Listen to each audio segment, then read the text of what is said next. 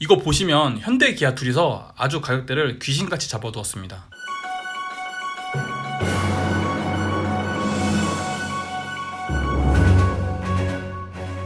안녕하세요. 가격표 번역기 차파고입니다. 오늘 번역해드릴 가격표는 기아의 2020년형 K5 1.6 터보입니다. 2부에서는 차파고가 제안하는 최상의 가성비 조합에 대해 설명드리겠습니다. 그럼 시작하겠습니다. 혼자 타기 위해 최대한 저렴한 차가 필요하다 싶으신 분은 트렌디의 버튼 시동팩 드라이브 와이즈 10.25인치 유보 내비게이션 추가하셔가지고 2,725만원에 구매하시는 걸 추천드립니다.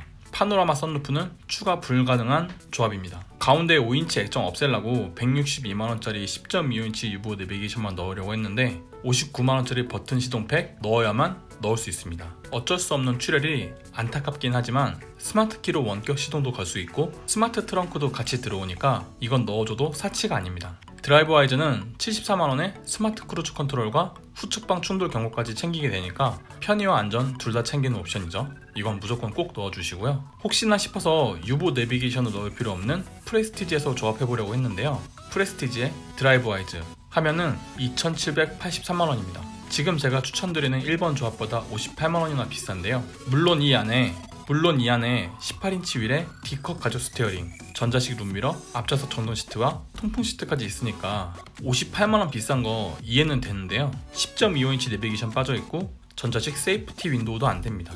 아무리 가성비를 따진다고 하지만 트렌디 조합보다 못한 차를 탄다는 느낌으로 프레스티지 타기에는 뭔가 아쉽죠. 그래서 프레스티지에서 어설프게 옵션 넣고 끝내느니 그냥 230만원 더 주고 차라리 2번 조합으로 넘어가시는 게 낫습니다. 1번 조합이 2번 조합에 비해 부족한 게 있는데요. D컷 가죽 스티어링 없습니다. 하지만 원형 가죽 스티어링도 봐줄만 하고요. 열선이 안되긴 하지만 유보로 미리 시동을 걸면 되니까 무시할 수 있죠. LED 리어램프 없습니다. 후미등 LED라고 해봤자 어차피 운전자는 보이지도 않고요. 그렇기 때문에 굳이 이걸 아쉬워할 필요는 없습니다. 통풍 시트 없는데요. 몸에 땀이 많은 분이 아니라면 통풍 시트 쓸 일도 없죠. 하이패스 시스템 없습니다. 하지만 3만원짜리 행복 단말기 달아도 되니까요. 굳이 2,709만원이나 줘가면서 프레스티지 안 가도 됩니다. 웬만한 옵션은 다 있었으면 좋겠다 하시는 분은 프레스티지의 스타일, 드라이브 와이즈 10.25인치 내비게이션 추가하셔가지고 2,955만원에 구매하시는 걸 추천드립니다. 1번 조합 대비 230만원 올랐습니다. D컵 가죽 열선 스티어링 휠과 앞좌석 통풍 시트는 트렌디에선 옵션으로도 넣을 수가 없습니다. 그러니까 무조건 프레스티지 조합 가야겠죠.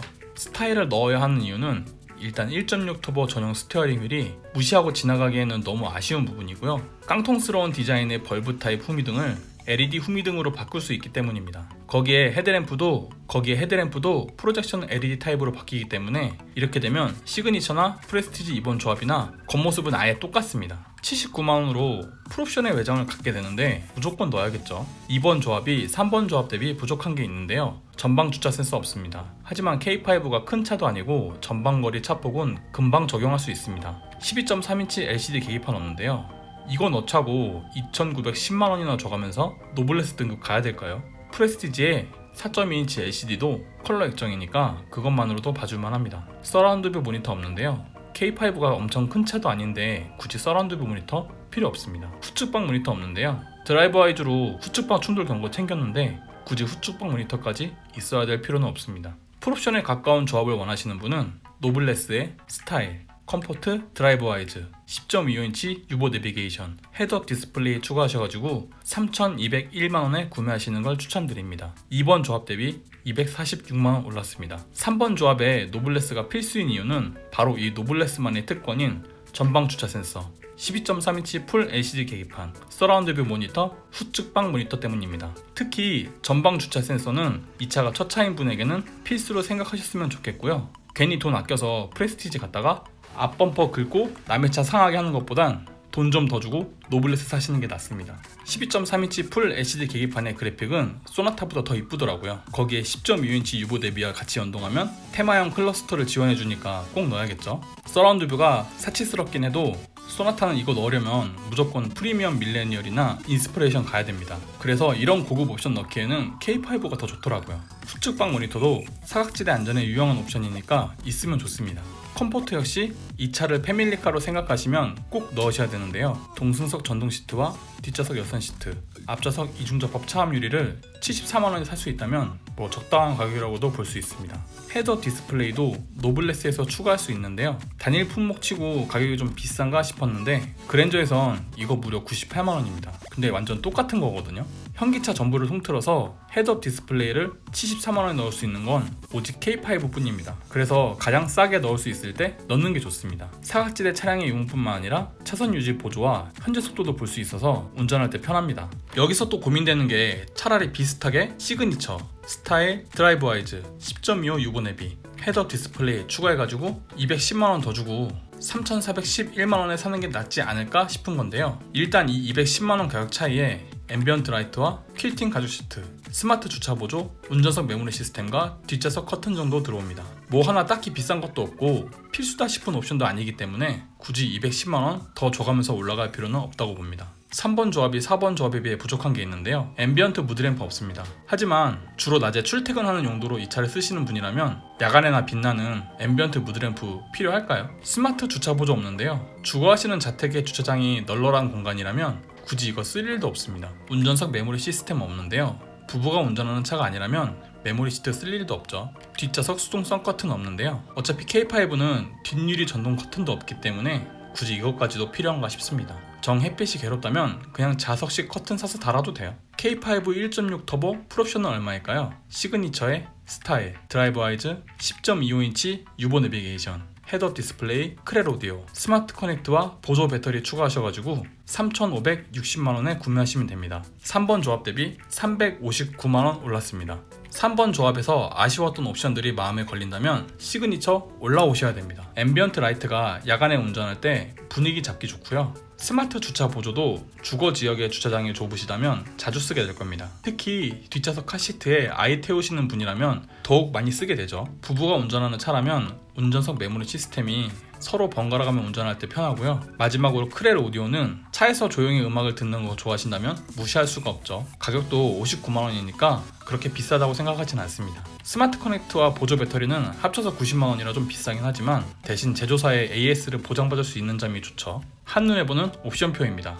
가장 저렴하게 구매하실 분은 1번 조합 2,725만원에 구매하시면 되는데요. 각종 충돌 방지 보조와 전자석 가죽 시트, 앞좌석 여선 시트, 전자식 파킹 브레이크, 버튼 시동 스마트키, 스마트 크루즈 컨트롤, 10.25인치 유보 내비게이션까지 챙겼기 때문에 웬만한 옵션은 다 있습니다. 하지만 겉멋을 조금이라도 챙기실 분은 230만원 더 주시고 2단계 2,955만원에 구매하시면 되는데요. 19인치 피렐리 타이어와 19인치 휠, D컷 가죽 여선 스티어링 휠, 앞좌석 통풍 시트, 프로젝션 LED 헤드램프, LED 리어 램프까지 들어오기 때문에 겉모습은 풀옵션과 완전 동일합니다. 하지만 나는 최첨단 기능을 다 사용해야겠다 싶으신 분은 246만원 더 주시고 3번 조합 3,201만원에 구매하시면 되는데요. 전방 주차 센서에 12.3인치 LCD 계기판, 서라운드 뷰 모니터, 후측방 모니터, 뒷좌석 여선 시트, 헤드업 디스플레이까지 들어옵니다. 나는 그런 거 모르겠고 그냥 풀옵션으로 사야겠다 싶으신 분은 359만원 더 주시고 4번 조합 3,560만원에 구매하시면 되는데요. 퀼팅 가죽 시트에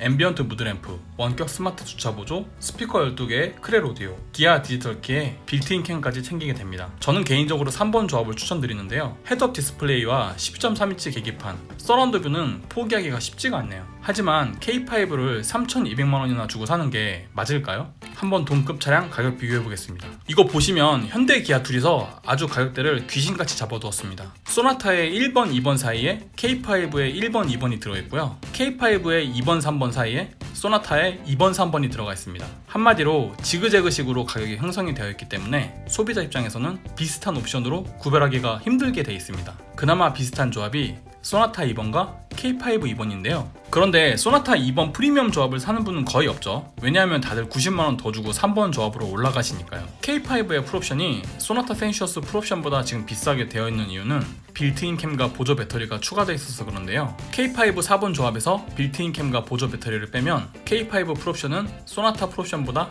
약 20만원 정도 쌉니다. 그렇다고 해도 차라리 소나타 풀옵션이 나은데요. 그 이유는 소나타엔 나파가죽 시트와 뒷유리 전동 커튼, 현대 디지털 키까지 들어있으니까요. 그래서 제가 이거 가격표 번역할 때마다 느끼는 거지만 현대와 기아의 가격 배치는 정말 혀를 내두를 정도입니다. 그래도 하나 골라보자면 K5는 3번으로 골라서 헤드업 디스플레이와 12.3인치 계기판, 서라운드 뷰 같은 넉넉한 최신 옵션을 즐기시면 될 것 같아요. 그런데 가격이 너무 부담스럽다면 그냥 소나타 3번으로 가시면 되겠죠. K5 1번 조합과 소나타 1번 조합 비교해 보겠습니다. K5 1번 조합은 75만원 더 비싼데요. 대신 10.25인치 내비게이션, 풀 오토 에어컨, 전자석 세이프티 파워 윈도우, 하이패스, 버튼 시동 스마트키가 앞섭니다. 대신 소나타 센슈어스는 앞도어에 이중 접합 차음 유리가 더 있고요.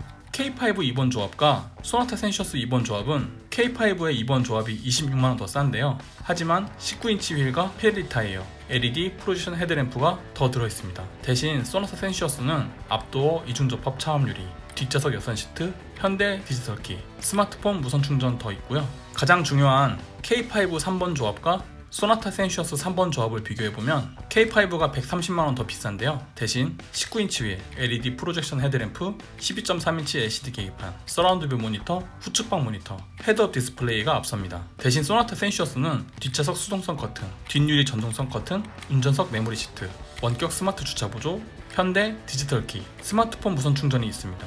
K5는 최신 옵션에 더 앞서 있고요. 소나타 센슈어스는 패밀리 옵션에 더 앞서 있다고 보시면 됩니다. 마지막으로 K5 4번 조합과 소나타 센슈어스 4번 조합은 K5 4번 조합이 70만원 더 비싼데요.